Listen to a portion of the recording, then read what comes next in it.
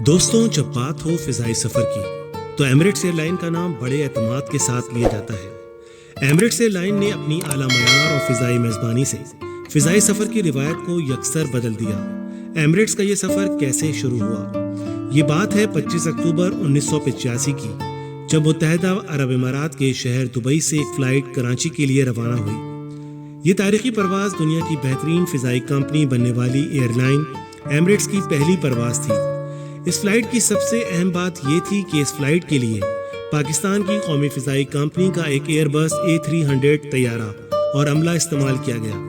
اس flight کا کال sign اس کی پرواز اور اس کی منزل یعنی ایمریٹس کے ای اور کراچی کے کے کی مناسبت سے EK رکھا گیا۔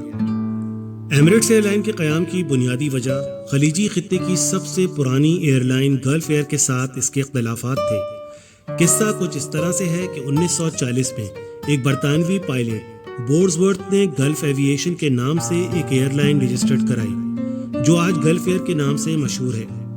1973 میں بحرین، قطر، ابوظہبی اور سلطان آف عمان نے گلف ایئر میں برٹش اوورسیز کارپوریشن کے شیئر خریدے اور 1 جنوری 1974 کو اس نئی ملکیتی معاہدے پر دستخط کیے۔ اس نئی کمپنی میں ان چاروں ممالک کے یکساں 25% شیئرز تھے اور یوں گلف ایئر ان چاروں ممالک کی پرچم بردار ایئر لائن بن کر ابھری۔ 1980 کی دہائی میں پاکستانی مزدوروں کی بڑی تعداد روزگار کی تلاش میں کم اجرت پر خلیجی ممالک کا رخ کر رہی تھی، جنہیں لانے اور لے جانے کا تقریباً سارا کام PIA کرتی تھی، جس میں اس کا مقابلہ گلف ایئر کے ساتھ تھا، کیونکہ اس وقت دبئی نے ایئرپورٹ کے لیے اوپن اسکائی پالیسی رکھی تھی، جس کے تحت کوئی بھی ایئر لائن جتنی مرضی چاہے پروازیں دبئی کے لیے چلا سکتی تھی اور اس کا پورا فائدہ PIA اٹھاتی تھی۔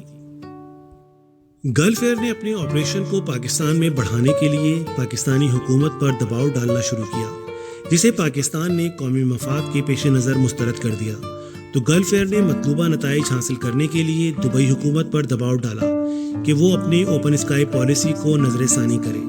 اگرچہ ابوظہبی کی حکومت گلف ایئر میں 25% کی شراکت دار تھی، لیکن پھر بھی دبئی کے حکمرانوں نے گلف ایئر کے اس مطالبے کو مسترد کر دیا۔ جب یہاں بھی بات نہ بنی تو گلف ایئر نے دبئی حکومت کو سبق سکھانے کے لیے دبئی کے لیے اپنے آپریشن کو محدود کر دیا اور اپنی ہفتہ وار 84 پروازیں بند کر کے ہفتہ وار 39 پروازیں کر دیں۔ تیزی سے بدلتی صورتحال اور خطے کی دوسری بڑی ایئر لائن ایران ایئر اپنے ملک میں اسلامی انقلاب کی وجہ سے ساری دوڑ سے باہر ہو گئی، تو دبئی کے حکمرانوں کو اپنے فضائی سفر پر انحصار اور ایئر لائن کے بحران کی وجہ سے اپنے بیرونی رابطے محدود ہوتے دکھائی دیے، اور یہی وجہ بنی جب دبئی کے حکمرانوں کو اپنی ایئر لائن شروع کرنے کے بارے میں سوچنا پڑا۔ 1950 کی دہائی میں دبئی ریگستان اور صحرائی علاقوں والا ملک تھا۔ دبئی کا دوسرا بڑا مسئلہ یہ تھا کہ اس کا دنیا سے رابطہ زیادہ تر فضائی تھا، جس پر غیر ملکی ایئر لائنز کا کنٹرول تھا۔ اس وقت دبئی ہرگز ایسا نہیں تھا جیسا آج اپنی بلند و بالا عمارتیں، ہوٹلز، شاپنگ مالز کی وجہ سے دنیا بھر کے ٹورسٹ کے لیے اٹریکشن کا باعث ہے، اور ہر سال لاکھوں سیاح دبئی کا رخ کرتے ہیں۔ لہٰذا اس وقت دبئی کے حکمرانوں نے سنگاپور کے نقش قدم پر اوپن اسکائی پالیسی اپنائی ہوئی تھی، جس کا جی چاہے جتنی مرضی پروازیں دبئی کے لیے چلائے۔ اس لیے دنیا کی اکثر ایئر لائنز مشرق اور مغرب کے درمیان اپنی پروازوں کے لیے دبئی رک کر ایندھن بھرواتی تھی، اور اس تمام کام کو مربوط اور منظم کرنے کے لیے 1959 میں دبئی حکومت اور برٹش ایئر ویز کے درمیان ایک معاہدے کے تحت دبئی نیشنل ایئر ٹرانسپورٹ ایسوسی ایشن دناتا قائم کی گئی، اور اسے مزید ترقی دینے کے لیے 1978 میں اس وقت کے حکمران شیخ محمد بن راشد المختوم کی درخواست پر برٹش ایئر ویز سے ہوابازی کی دنیا کے سینئر اہلکار مورس فلینگن کا تبادلہ دبئی کرایا گیا۔ مورس فلینگن کی قیادت میں دناتا ایک بہترین ٹریول ایجنسی اور گراؤنڈ ہینڈلنگ ایجنسی کی صورت میں سامنے آئی، اور ایک ایسا سسٹم بن گیا جس میں اگر کوئی کمی تھی تو وہ ایک ایئر لائن کی تھی۔ دبئی کے حکمرانوں کے پاس 2 آپشنز تھے، یا تو وہ گلف ایئر کے ہاتھوں بلیک میل ہوں یا اپنی ایئر لائن شروع کریں۔ دناتا سے قبل مورس فلینگن برٹش ایئر ویز، برٹش اوورسیز کارپوریشن اور گلف ایئر میں کام کر چکے تھے۔ مورس فلینگن ایوییشن کی دنیا کا وسیع تجربہ رکھتے تھے۔ انہوں نے لیورپول یونیورسٹی سے فرانسیسی زبان اور تاریخ میں BA کیا اور برطانوی فضائیہ میں شمولیت اختیار کی۔ مورس فلینگن ایک برطانوی کاروباری شخصیت تھے۔ مورس نے اپنی قابلیت کی بدولت دبئی کے حکمرانوں کا اعتماد حاصل کیا۔ شیخ محمد بن راشد نے گلف ایئر کے تنازع کے پیش نظر ایک سائلنٹ ایئر لائن پلان تیار کرنے کا منصوبہ بنایا اور 1984 میں پلان کی کمانڈ مورس فلینگن کے حوالے کی۔ مورس نے $1 کروڑ اور 10 افراد کی ٹیم کی قیادت کرتے ہوئے خاموشی سے ایک ایئر لائن کا بزنس پلان تیار کیا۔ یہ بزنس پلان ہاتھ سے لکھا گیا تھا جس کے 10 نکات تھے، اور اس 10 رکنی ٹیم میں ایمریٹس کے موجودہ صدر ٹم کلارک بھی شامل تھے۔ ایمریٹس کی موجودہ سینئر انتظامیہ کی تربیت مورس نے کی، جن میں ایمریٹس گروپ کے چیئرمین شیخ احمد بن سعید المختوم بھی شامل ہیں۔ مورس کی مدد کے لیے ٹیم میں دبئی کے حکمران خاندان سے نوجوان شیخ احمد بن سعید المختوم کو شامل کیا گیا، جو کہ ایئر لائن کے چیئرمین اور سربراہ بنائے گئے۔ دبئی کی نئی ایئر لائن کے پلان کی تکمیل کے بعد اب ایئر لائن کو عملی طور پر میدان میں لانے کا مرحلہ تھا۔ مورس دناتا میں عرصہ دراز سے کام کرنے کی وجہ سے PIA اور پاکستان دونوں سے واقف تھے، اور خطے کی بڑی airline Pakistan international airline کی جدید سہولتوں اور بہترین تکنیکی مہارت سے بخوبی واقف تھے۔ اس لیے انہوں نے PIA کی خدمات حاصل کرنے کے لیے کراچی کا کامیاب دورہ کیا۔ PIA نے اس نئی ایئر لائن کو نہ صرف تکنیکی اور انتظامی مدد فراہم کی، بلکہ پروازوں کے آغاز کے لیے اپنے 2 طیارے لیز پر عملے سمیت فراہم کیے، جبکہ 2 بوئنگ 707 طیارے دبئی کی رائل ایئر ونگ نے فراہم کیے۔ ایمریٹس نے PIA سے 2 طیارے لیز پر حاصل کیے اور 3 سے 4 سال کی مدت میں منافع کما کر اپنے طیارے خریدنے کی پوزیشن میں آ گئی۔ ایمریٹس کی پہلی پرواز کے لیے PIA نے اپنا ایئر بس A300 طیارہ دیا، جو صرف 6 سال پرانا تھا، جو 21 اکتوبر 1985 کو ایمریٹس کے حوالے کیا گیا۔ اس پہلی پرواز کے کپتان فضل غنی اور فرسٹ آفیسر اعجاز الحق تھے، جنہوں نے طیارے کو اڑا کر دبئی سے کراچی لے کر جانا تھا۔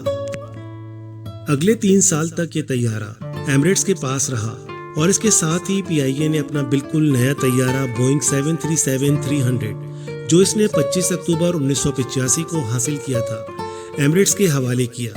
یہ بھی 2 سال تک ایمریٹس کے پاس زیر استعمال رہا۔ 25 اکتوبر 1985 کو ایمریٹس کی پہلی پرواز کے مسافروں میں ایمریٹس گروپ کے موجودہ سربراہ احمد بن سعید المختوم، مورس فلینگن اور چند دوسرے خلیجی رئیس موجود تھے۔ دبئی کے ہوائی اڈے کے رن وے پر ایمریٹس کے 4 طیارے ایمریٹس کے شعراء آفاق رنگوں والی ٹیل کے ساتھ کھڑے تھے۔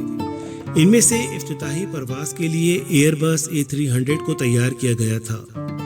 اس پرواز کی تیاری کے لیے ایمریٹس کے فضائی میزبانوں کی تربیت کا کام کراچی میں واقع PIA کی اکیڈمی میں کیا گیا۔ پرواز پر مسافروں کے لیے PIA کی مدد سے تیار کیا گیا پاکستانی کھانا پیش کیا گیا۔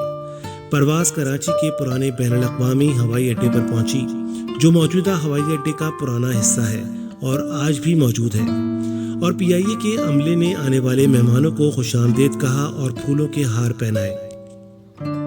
اور آج ایمریٹس تقریباً 300 طیاروں کے بیڑے کے ذریعے انٹارکٹیکا کے علاوہ تمام بر اعظم کے 80 ممالک میں 150 سے زیادہ شہروں میں کام کرتا ہے، اور دنیا بھر میں کارگو سروس ایمریٹس کی اسکائی کارگو کے ذریعے کی جاتی ہے۔ بین الاقوامی پروازوں کی ایک بڑی تعداد کراچی سے جاتی تھی، اور حکومت پاکستان کی اوپن اسکائی پالیسی ہونے کی وجہ سے اس کا زیادہ تر فائدہ ایمریٹس ایئر لائن نے اٹھایا۔ ایمریٹس روزانہ کراچی کے لیے 7 پروازیں چلاتی تھی، جبکہ 2 سے 4 پروازیں ایمریٹس گروپ کی ایئر لائن فلائی دبئی کی تھیں۔ ایمریٹ نے پاکستان میں اپنے فضائی آپریشن کو بڑھاتے ہوئے 14 جولائی 1998 کو کراچی کے بعد پشاور سے، جبکہ اگلے ہی سال اسلام آباد اور لاہور کے لیے پروازوں کا آغاز کیا۔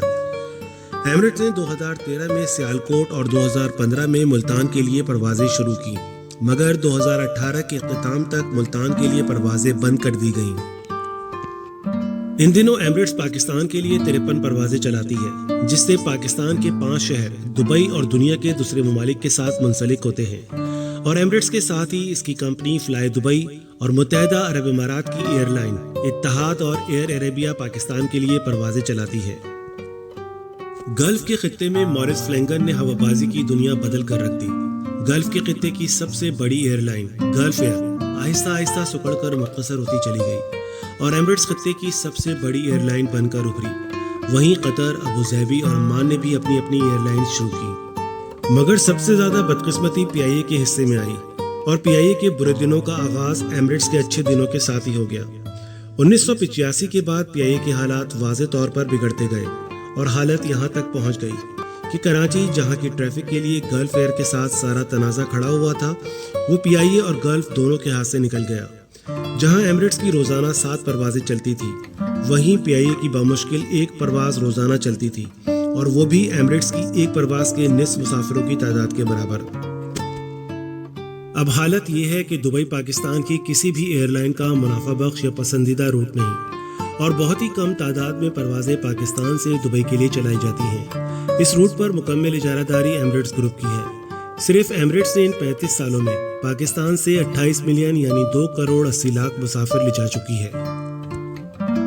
یوں پی آئی اے کی مدد سے اور اس کے وسائل اور تجربے سے شروع کی جانے والی ایمریٹس نے اس کی اچھائیاں اپنائیں اور انہیں بہتر انداز کے ساتھ پیش کیا، اور بالآخر اسے اسی کے میدان میں شکست دی۔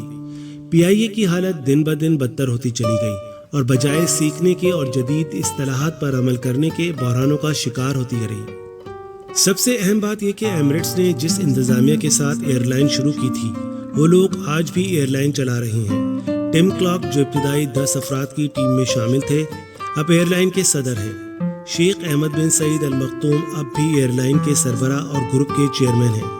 اسی دوران پی آئی اے کے درجنوں کی تعداد میں سربراہ آئے اور گئے، اور ان سب کے ساتھ پالیسیاں بھی بدلتی رہیں۔ ویڈیو کو آخر تک دیکھنے کا شکریہ۔ اگر آپ کو میری ویڈیو پسند آئی ہے تو ویڈیو کو لائک کیجئے، شیئر کیجئے اور کمنٹ کیجئے، اور میرے چینل کو سبسکرائب کیجئے اور بیل کے آئیکن کو پریس کیجئے تاکہ آنے والی نئی ویڈیو کی نوٹیفیکیشن آپ کو ملتے رہیں۔